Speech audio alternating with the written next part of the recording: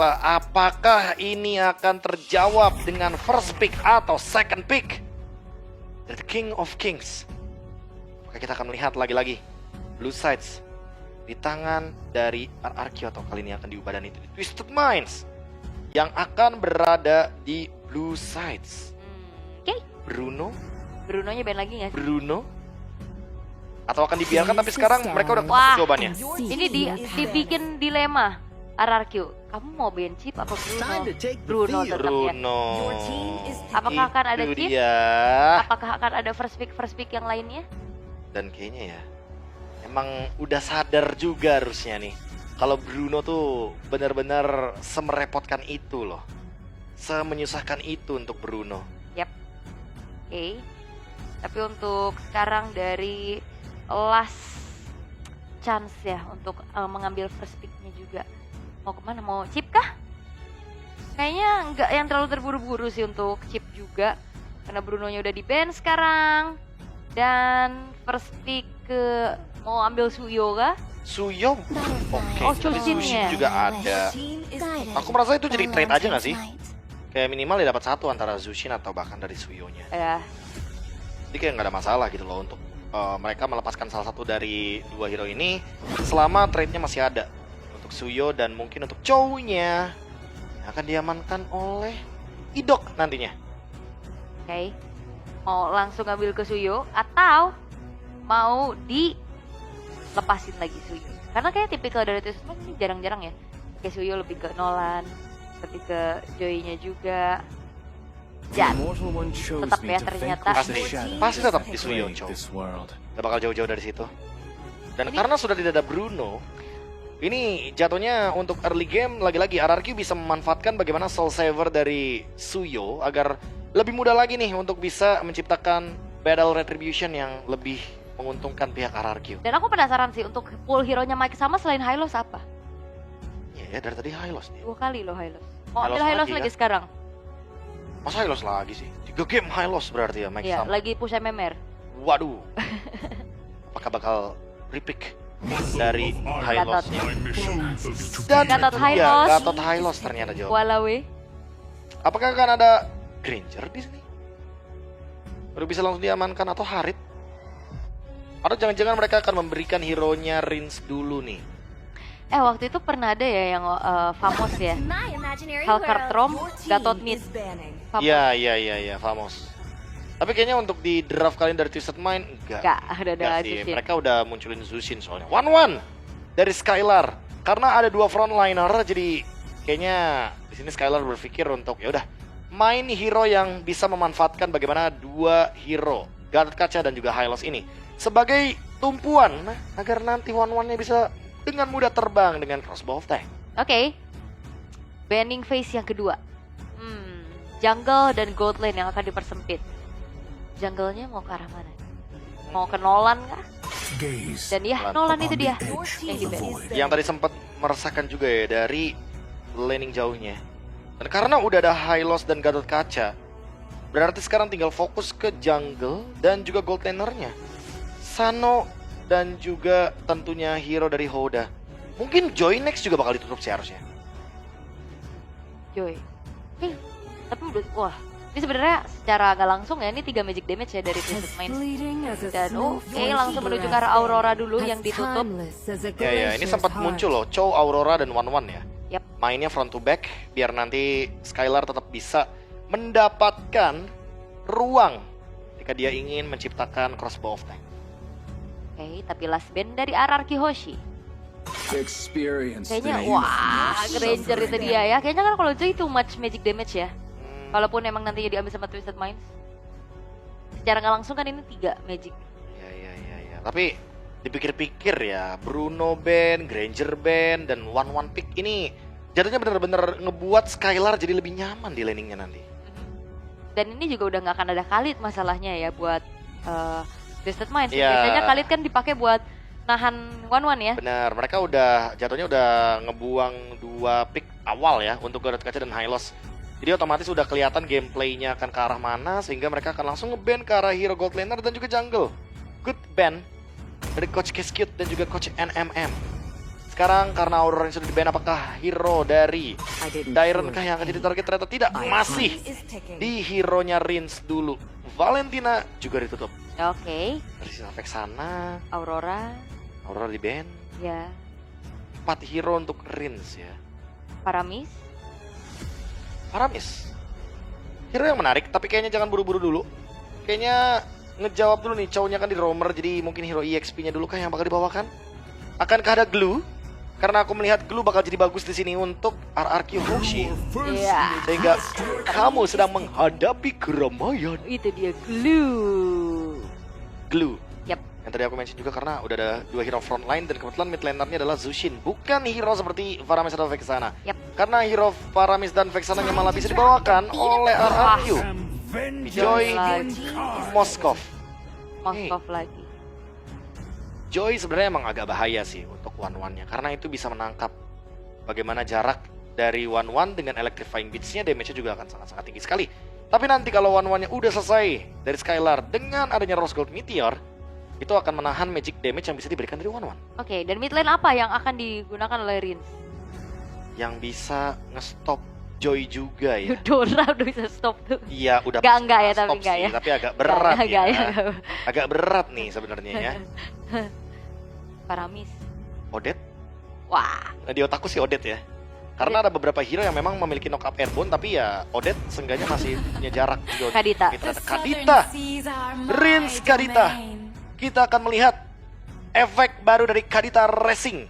Dengan adanya Ocean Oddity yang di-buff, dengan adanya Ocean Oddity yang meningkat movement speed-nya, apakah kali ini penangkapan terhadap Joy akan semakin lebih mudah?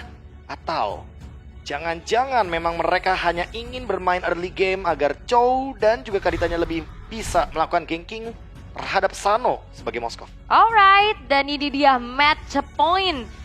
Satu kesempatan terakhir untuk kedua belah tim untuk bisa langsung secure tiket ke arah knockout stage. Kalah tidak akan tereliminasi, tapi mereka akan berjuang lebih keras dengan perjalanan yang lebih panjang juga. Dan kita akan melihat bersama-sama untuk di game terakhir, match terakhir di hari ini antara Twisted Minds dan juga RRQ Hoshi. Scared into the land of down teman-teman. Game penentuan, 1 tiket di depan mata dari RRQ Hoshi untuk menuju ke knockout stage, menuju ke Axiata Arena, menuju ke babak yang lebih mendekati grand final untuk M6 World Championship. Ini dia penentuan di game yang ketiga. Alright, dan terlihat kembali dengan Joy di tangan Hoda ya. Apakah impact-nya akan jauh lebih maksimal dibanding game yang kedua tadi? Karena sebenarnya secara nggak langsung ini juga stoppernya nggak terlalu yang semenyebalkan tadi di game 2 ya, yang terus-terusan. Yang bisa dibilang kayak nggak berhenti-berhenti ya. Karena jatuhnya untuk Jet Kennedy juga membutuhkan waktu dan membutuhkan animasi 3 kali untuk nantinya efek stunnya bisa aktif. Oke, dan untuk saat ini juga pengambilan di arah purple buff-nya masih terbilang cukup aman. Dari peraduan Little Wonder kali ini, ternyata Flicker terpaksa harus dikeluarkan oleh Rins dengan bukan tipikal Petrify ternyata. Jet pun dong, karena 3 orang sekaligus juga dipaksa untuk mundur lagi perlahan. Panah dari Evil Queller juga masih terlalu jauh dan untungnya Sujin mengamankan 1 buah Little Wonder membuka paksaan untuk Retribution. Dan Idok mencoba untuk mengganggu Calvin. Minimal mungkin ingin men-trigger ya dari Purify-nya. Tapi Idok dalam ancaman. Wah, ini udah mulai terangkat sih. Thanks to shield dari Shunpo. Satu hit terakhirnya masih bisa mundur lagi Idok. Karena udah nggak punya flicker. Itu hal yang cukup berbahaya. Ya, kalau diteruskan akan sangat-sangat berbahaya. Karena RRQ Hoshi sekarang harus reset terlebih dahulu. Agar mereka tidak berada dalam keadaan out of position. Dairon kali ini dalam keadaan coba untuk memberikan pressure ke arah dari Mike sama. Karena dia bisa nih bermain dengan efek pokingan damage-nya. Apalagi dia membawa Brave Smite. Jadi dia lebih kuat atau lebih survive dalam urusan poking damage. Oke, Skylar masih harus bermain lebih aman dulu, memeluk outer turret ya. Karena lumayan kerasa piercing damage-nya juga. Dan Turtle sudah muncul. Idok masih level 3. Masih mencoba untuk diberikan sedikit pokingan damage-nya terlebih dahulu. Sementara Mike sama udah join the fight. Dia bahkan udah hadir di area. Tapi ada terbang kah? One v one situation.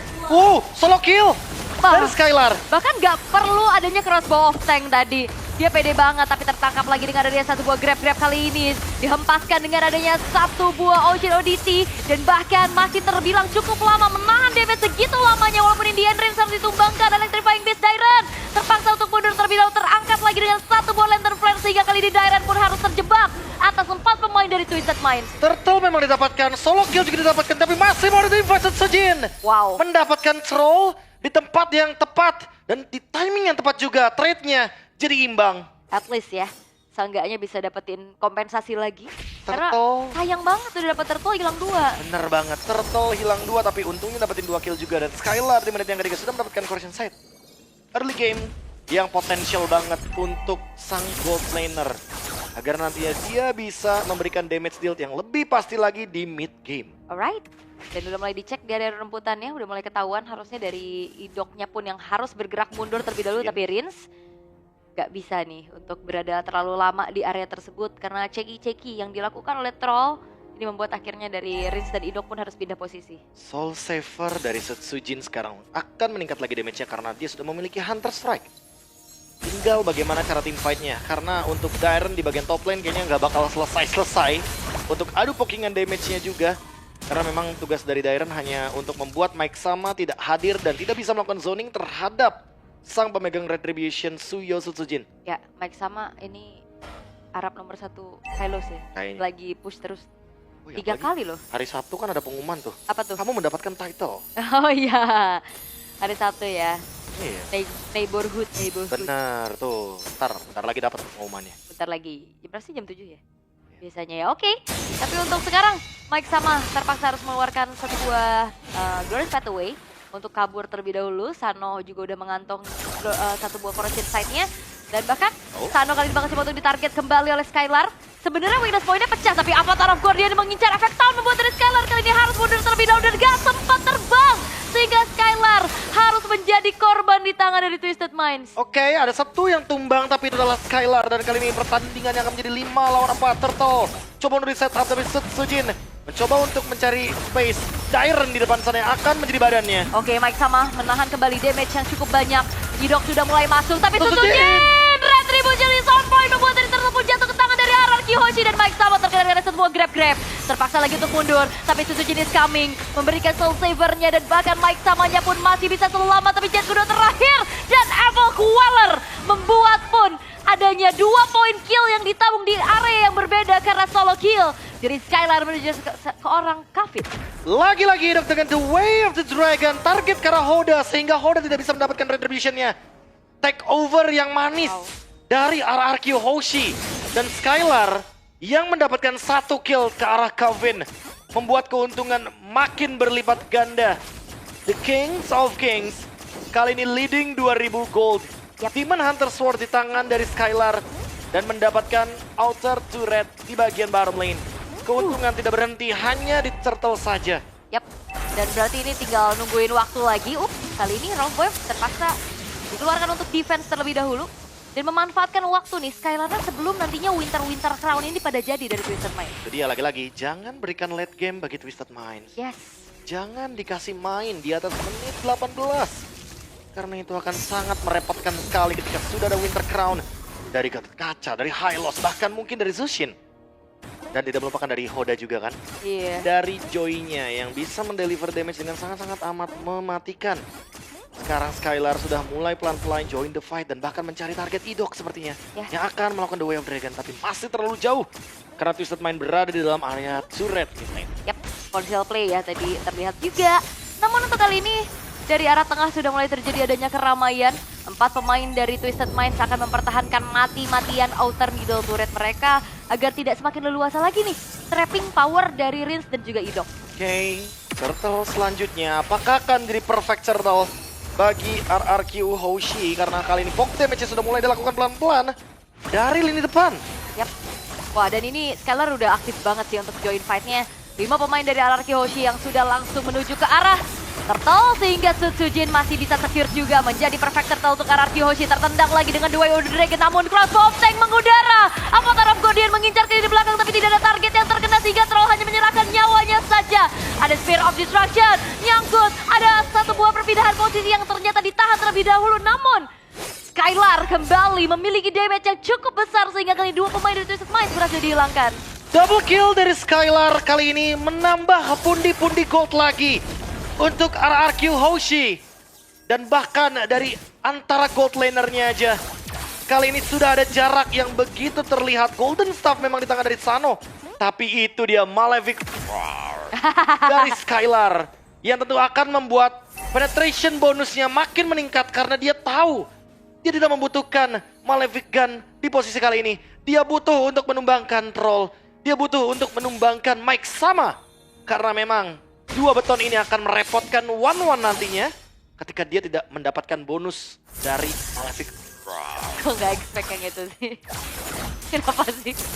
Kenapa sih harus kayak gitu? Karena Skylar adalah pria misterius. Benar. Dan dia suka Iya, kenapa? Ya masuk angin masalahnya kan. sorry dah kalau begitu. Tapi kali ini zoningnya nggak berhenti lo, lihat Idok dan Dairon. Oh, tombaknya kena. Yap, Di follow up. tombaknya kena dan bahkan Spear of Misery-nya connect. Sano yang justru terkena burst damage dari Rin. Dan bahkan Troll terjebak sendirian. Masih ada Revitalize Effect tapi Rin menjadi pertukaran nyawa saja. Hodanya dikejar dan bahkan Hoda tidak selamat di tangan dari Setsujin yang mendapatkan double kill. Triple kill menuju ke arah Maniac karena terlalu jauh sepertinya Mike Sama kali ini bakal coba dikejar lagi. Dipaksa, di dive in dan terangkat sudah dengan grab dan Maniac didapatkan oleh Setsujin dan wipe out di tangan RRQ Hoshi. Team fight yang manis, team fight yang sempurna bagi RRQ Hoshi hanya mengorbankan Rins. Dengan kaditanya 5 tumbang dari Twisted Minds langsung up to 8.000 gold difference. RRQ sekarang akan beranjak ke area Lord. Ready Retribution juga dari Setsujin.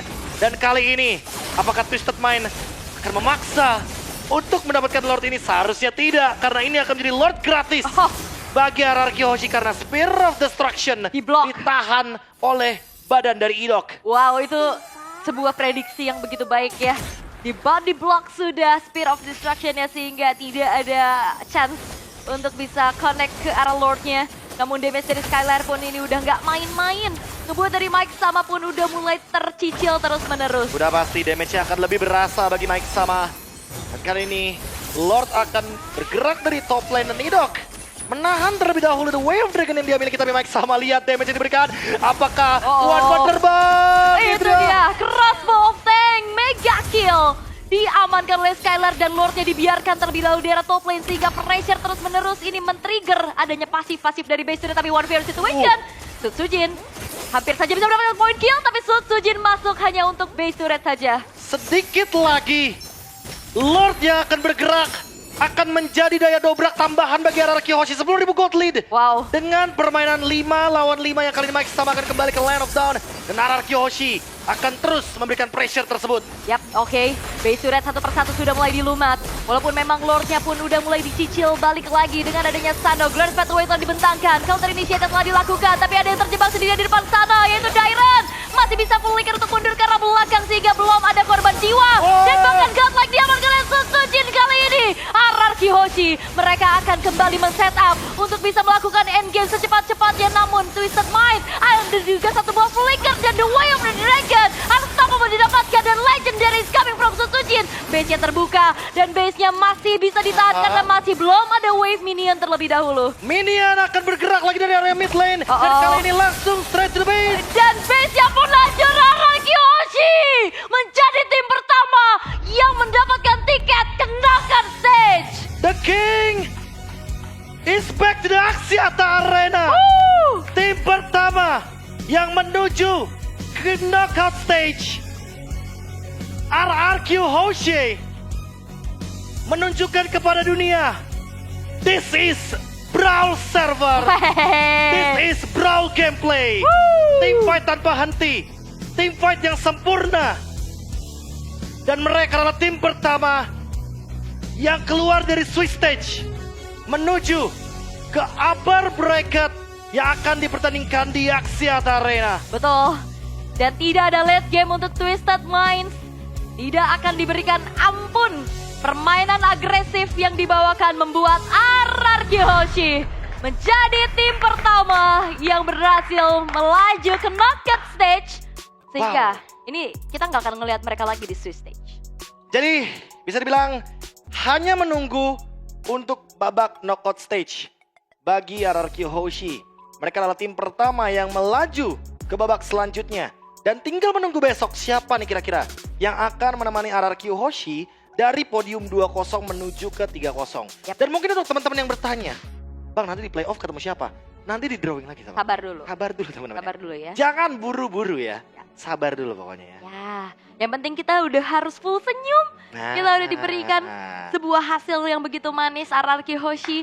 Walaupun memang skornya sengit ya. Sengit banget. 2-1. 2-1. Tapi terbukti kan, memang sekarang tuh udah nggak bisa dipandang sebelah mata lagi untuk Twisted Minds. Karena late game mereka memang sangat-sangat mematikan. Makanya jangan kasih late game, jangan kasih Twisted Minds bernafas. Itu dia. Pressure tiada henti yang diberikan oleh RRQ Hoshi membuat mereka juga melaju ke knockout stage. Congratulations, berarti 3 win in a row. Ya kan? 3-0 3-0 poolnya. Berarti Wow. kalau kemenangan ketiga, di mana kemenangan ini membawa mereka ke knockout.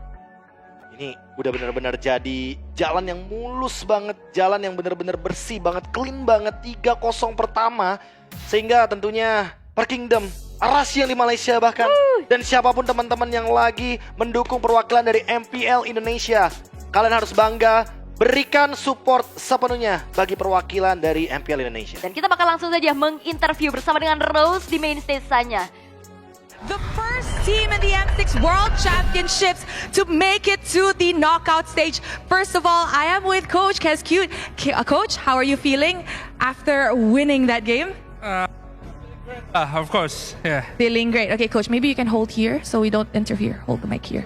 Yeah, hold here, hold here. Yes, yeah. okay, so we don't Sorry. interfere with our team. So you're feeling good. Yeah, feeling good. Really, really good. Yeah. Were you guys nervous entering M6 because you guys have been putting up a very good performance? So were you and your team actually nervous for the Swiss stage? Yeah, a little bit nervous, and then, yeah, especially it is BO3. Yeah, we didn't expect they are playing good on the first game. Ah, yes. Now, Coach, I have a question. Speaking of BO3, RRQ Hoshi, do you prefer best of one or best of threes? Of course, BO3. Best of threes. No one prefer BO1. Yeah, a little bit Yeah. intense, no? A little bit intense. Yeah. Okay, now as we all know, RRQ Hoshi making a comeback to the international stage is a very big thing. One of the biggest headlines for M6 this time around. Now, in your opinion, how big is this win for you guys, making it to the next stage? It's really, really big because we are the first one who's qualified. We can learn about this meta on this tournament because right now everyone is keep picking Bruno and we tried to counter but didn't work. Yeah, let's see. Bruno is crazy. Yes, it's Okay, crazy. now Coach, maybe you can give us an inside scoop on what happened backstage after you guys lost game one. How was the atmosphere like? How were your players? Were they all calm or were they a bit stressed? What did you tell them? So after that game, I think the player is mostly positive. They feel like they can still fight against the Bruno, but I don't want to choose that on this series because the Bruno is too crazy. And then for the second game and third game, I just called them to, we can just play normal game, no TP, no anything, just play our game. Yeah, it's okay. It's okay. No recalls, respect the opponent, and ban the Bruno. I really like that Coach is actually starting to put respect onto the Bruno despite the team saying, you know what, we can fight it, but Coach is like, nah, let's not. Now, Coach, now that you guys are already in the knockout stage, the next one who will possibly meet you guys could be Fnatic Onyx Philippines or BTK. Who do you think will go to knockouts first, BTK or Phenop? Hopefully it's BTK. Why BTK? Because he's the one who's playing Fred in jungle like us. Ah. So we can make jungle tank come back in this tournament. Oh, Coach, do you like utility jungle? Of course, as a coach, I prefer to play jungle tank because we don't rely on the assassin mechanic. Too much, Yeah. assassin too much. Okay, I really like that though. Coach, thank you so much for your insight. But before we wrap this up, what do you want to say to the Kingdom who comes every day to support you guys? Buat Kingdom yang udah datang ya dari Malai, dari Indo juga ya, makasih udah datang, udah support kita. Semoga nanti ya di knockout stage atau mungkin kalau di Axiata Arena kita bisa lebih banyak lagi ya. All right. Now, Coach said Thank you to all of the kingdom who comes here every day to support. It doesn't matter if you guys are Malaysian or Indonesian. And he hopes that even through the knockout stages, and if they do qualify for Axiata Arena, you guys and more of you guys will eventually come down to support Araki Hoshi. Thank you very much, Coach. Congratulations on the knockout stages. And with that, let us throw it back to the panel to break down what happened in this match. Mantap coach. Udah ketahuan emang ini Bruno crazy. Iya kan dia bilang mau coba untuk counter tapi Mau ternyata coba di game 1 tapi kayak aduh. emang ada. ini- Itu ada soundboardnya gitu. Ada. Benar juga ya itu ya. Ya ada kan. Ya tahu. Aduh gitu kan. Ya tahu. Kalau enggak ya emang kenyataannya kita melihat ya sosok Bruno ini makin menyebalkan gara-gara yang pertama nih, Haskell kan udah ada attack speed-nya. Oke. Terus ditambah Malefic Gun ada efek penetration, ada attack speed nyambung dah tuh. Nyambung. Jarak meningkat, critical meningkat. Dan juga Bruno tuh nggak yang terlalu late game banget gitu loh. Dia tuh kayak early game bisa menang, mid game bisa menang, late game juga bisa menang. Itu dia. Itu dia tuh yang berat. Frekuensinya jauh. Waduh, gila. Jarak Paling sih PR. memang susah soalnya Karena ditanggulangi. wah, Anda curhat nih. Oh, iya. Tapi kan sekarang enggak katanya. Kalau kata Coach Anca. Waduh, Coach Antagonis, terima kasih infonya pokoknya. Oke, kita ke item build dulu dan juga emblem nih Ul. Karena jujur tadi kalau ngomongin soal mungkin banyak juga yang mempertanyakan kok one-one-nya tetap pakai Malefic Roar. Jadi jawabannya teman-teman ya, karena memang ada 2 hero beton tuh di depan tuh, ada Gatot Kaca, ada Hylos. Coba lagi dong. Hah? Sekali lagi. Malefic Roar. Abis ini kita beli tolak angin. Biar Bahaya. tidak ini ya, biar tidak masuk angin. Reject Biar win, reject tetap win. kuat sampai dengan tanggal 15 Ya. mengawal tim Indonesia, ada RRQ Hoshi dan juga tim Liquid ID. Ah, gitu dia. Udah pokoknya ya, ada Tapi 2 beton. tapi one tuh pakai Malefic Gun masih oke juga. Oke, sebenarnya. Sebenarnya kayak gini loh. Mau pakai Malefic Gun, mau pakai Malefic Roar tuh terserah. Ya. Tapi jangan lupain emang ini si Halbert ini loh yang sekarang jadi apa ya? Salah satu alasan kenapa Marksman tuh kayak perlu banget untuk membawakan item ini.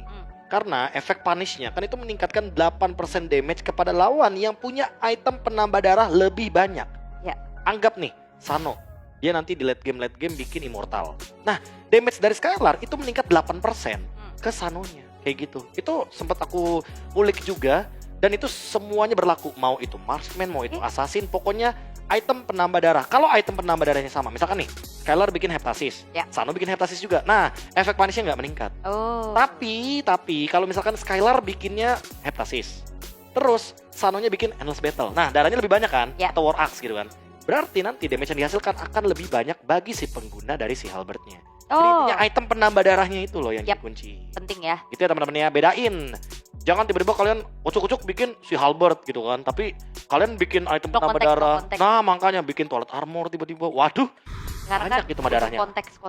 ada konteksnya teman-teman ya. Ini dia untuk bagaimana marksman emblem yang dibawakan Tenacity juga ya, ternyata makanya dia kayak ya udah tadi di awal kena press main aman Tapi dia dapat first blood itu loh. solo kill ya. Solo kill lagi. Tapi jujur Gak, ya, itu gak pakai crossbow attack. nah lagi. aku nggak expect-nya tuh itu. Aku kira dia emang sengaja nge-clear minion cepet, nggak apa-apa kayak kena freeze. Iya. Yang penting dia level 4 nih si Skylarnya. Terus dia udah langsung aja mainin crossbow of tank. Gak ya. Padahal yang pegang Master Assassin Sano loh. Yap. Tapi kayaknya mungkin ya, tadi Skylar kan nempel tuh sama minion. Ada tujuannya tuh Ul. Tujuannya adalah untuk mendisable dari Master Assassin-nya. Jadi ya buat teman-teman yang mungkin kayak jatuhnya tuh bingung ya, kenapa tadi Skylar bisa dapetin solo kill padahal lawannya pakai Master Assassin. Bukan karena tenacity-nya, bukan, tapi karena gameplay Skylar-nya Ya. yang memang dia nempelin minion sehingga Master Assassin-nya tidak aktif. Nah, eta. Gitu. Jadi ya.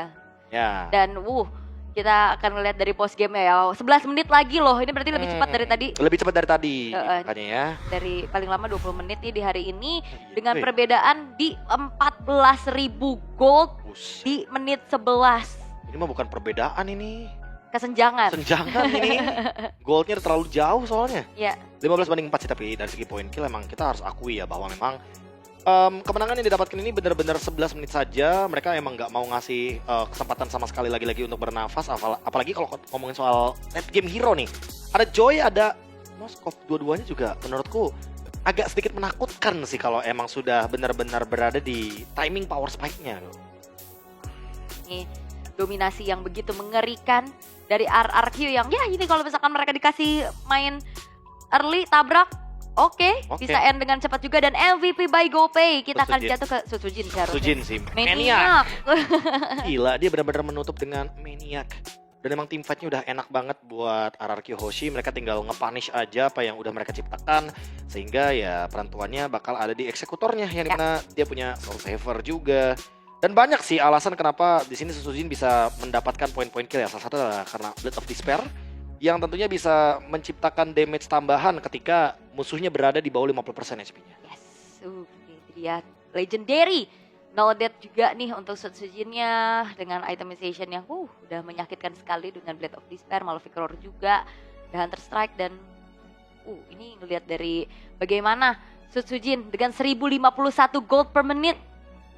Ini tertinggi gak sih sejauh ini?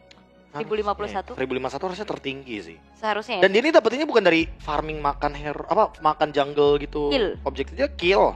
Maniak loh soalnya. Bener.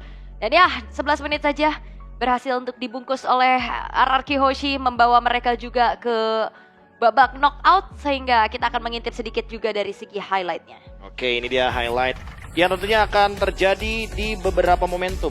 Itulah salah satunya adalah Pit Turtle. Karena sempat ada beberapa poin-poin kill yang didapatkan oleh Susujin dengan tim jangka panjangnya juga. Penggunaan Evil Quillernya aku suka sih. Ya. Dia nggak selalu Evil Quillernya tuh untuk defensif, malah kebanyakan ofensif. Lihat nggak, kayak panahnya tuh selalu on point. Terus beberapa kali juga dia tuh datangnya terakhir. Ya kayak mungkin yang sebenarnya Coach Keski tuh bilang kan, dia tuh nggak mau kalau misalkan gamenya tuh sangat rely dengan assassin. Tapi di sini emang peran dari Susujinnya tuh peran yang krusial banget gitu loh. Ya. Karena dia benar-benar menjadi eksekutor, dia benar-benar menjadi peran damage dealer utama, dan bahkan kalau bisa dia yang benar-benar menutup gamenya gitu loh dengan poin-poin kill. Dan memang Sujin di sini dengan Suyo memang job desk-nya seperti itu sih lebih tepatnya ya. Yap. Dingin tapi sangat kejam ya untuk Susujin. Tetapi sangat kejam. Sangat-sangat kejam, ini bukan tidak kejam lagi.